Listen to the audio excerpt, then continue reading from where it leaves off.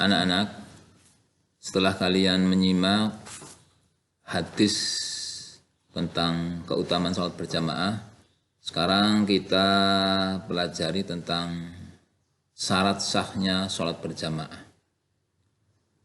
Sholat berjamaah harus memenuhi beberapa syarat. Yang pertama, syarat menjadi imam. 1.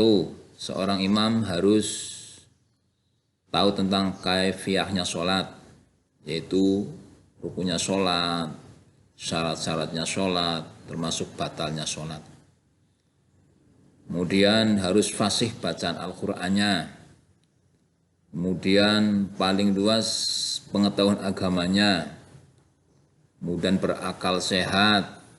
Kemudian sudah balik. Kemudian jika makmumnya seorang perempuan, maka jamaahnya harus perempuan. Tapi bila mana imamnya seorang laki-laki, semua makmum boleh laki-laki, boleh perempuan atau siapa saja. Kemudian seorang imam tidak boleh bermakmum kepada orang lain. Itu syarat sahnya menjadi seorang imam.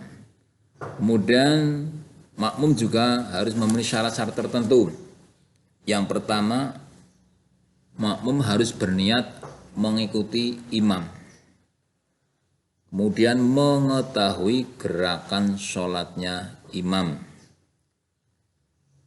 Selanjutnya berada dalam satu majlis dengan imam. Dan posisinya itu di belakang imam. Kemudian yang kelima, makmum harus sholat sesuai dengan sholatnya imam. Misalkan imamnya sholat duhur, makmumnya harus berniat sholat duhur. Itulah syarat-syarat sahnya sholat berjamaah. Berkaitan dengan makmum atau menjadi makmum itu dibedakan menjadi dua. Yang pertama ada makmum muwafiq, yaitu seorang makmum yang mengikuti sholatnya imam sejak takbiratul ihram, ini takbiratul ihram sampai dengan salam.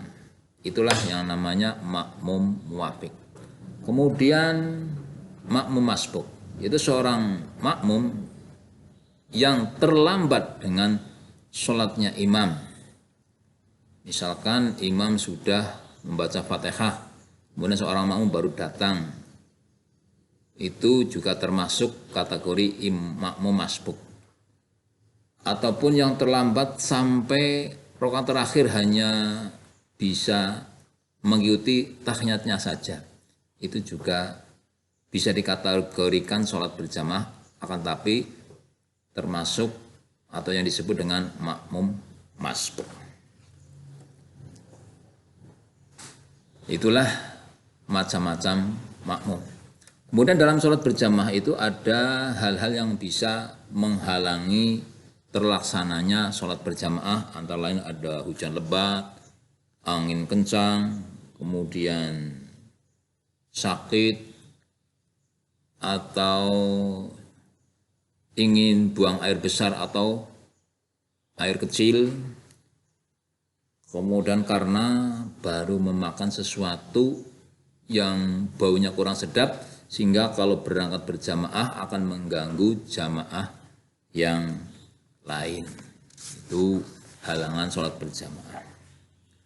Karena pentingnya sholat berjamaah, ini ada beberapa hal yang perlu kalian perhatikan, bahwa tata cara sholat berjamaah itu ada caranya, tidak semuanya sendiri.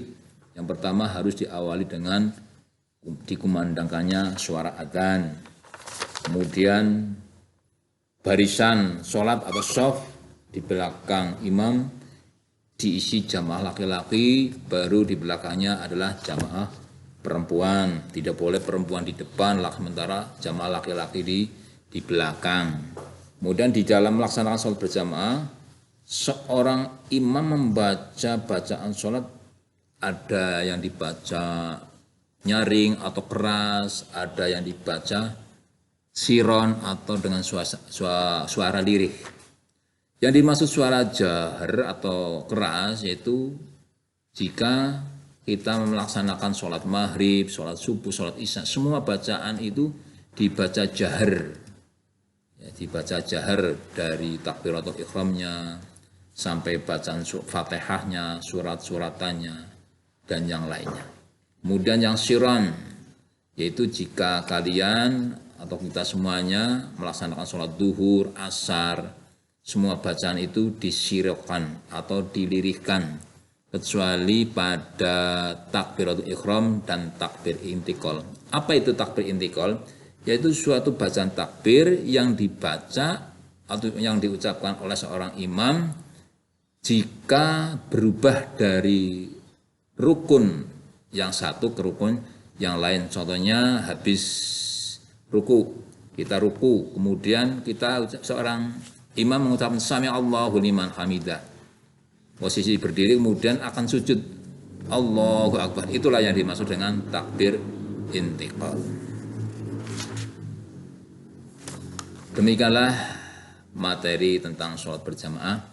Semoga apa yang Pak Guru sampaikan, baik melalui tatap muka atau tatap muka secara daring, tidak kalian melihat video Pak Guru, atau melihat atau mendengarkan ayat-ayat yang berkaitan dengan pembelajaran materi indahnya sholat berjamaah.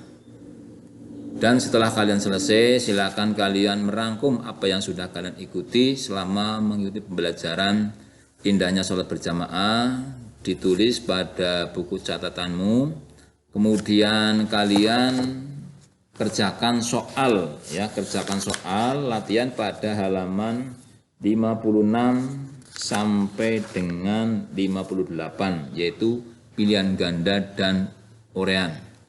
Kemudian setelah kalian kerjakan, kirimkan hasil kalian di foto atau dikirim melalui Google Classroom.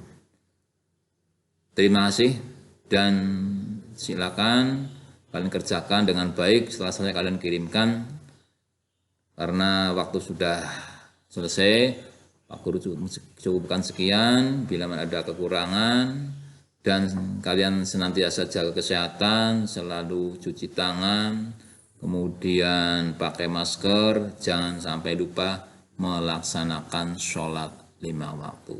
Sekian, wabillahi taufiq wal hidayah. Wassalamualaikum warahmatullahi wabarakatuh. Salam.